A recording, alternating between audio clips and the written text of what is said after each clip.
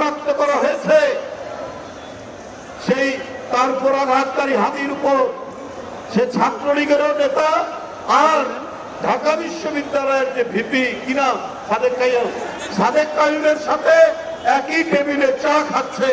এখন এর বিচার কে করবে? এই কারণেই এই পরিকল্পিত নকশা করেছে ওই সংগঠনটি, যেটা তাদের অভ্যাস।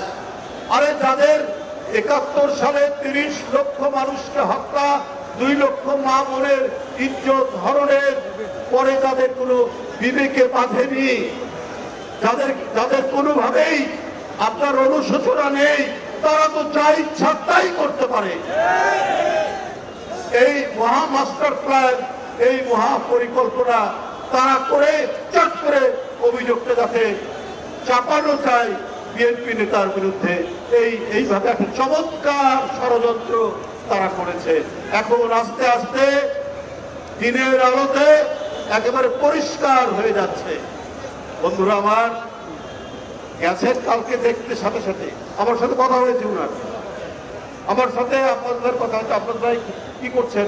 আমি যাচ্ছি হাসপাতালে দেখতে। উনি গেছেন, একটা অভিভাবক তুল্য মানুষ।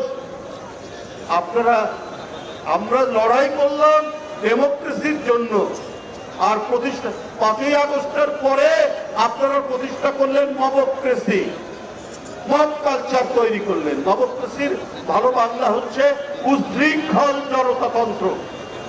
এই উশৃঙ্খল জনতাতন্ত্র দিয়ে আপনি সুশাসন, আপনি ন্যায় বিচার এবং গণতান্ত্রিক সমাজ কায়েম করতে পারবেন না, যেটা তারা করছে। জনগণের কাছে এখন স্পষ্ট এই ভয়ঙ্কর ষড়যন্ত্রের নায়ক হচ্ছে তারা, যেটা এখন প্রকাশিত হচ্ছে। বক্তব্য দীর্ঘায়িত করব না।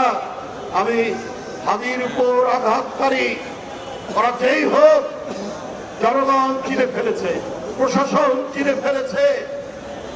আমরা তাদের দৃষ্টান্তমূলক তদন্ত করে দৃষ্টান্তমূলক শাস্তি আমরা দেখতে চাই।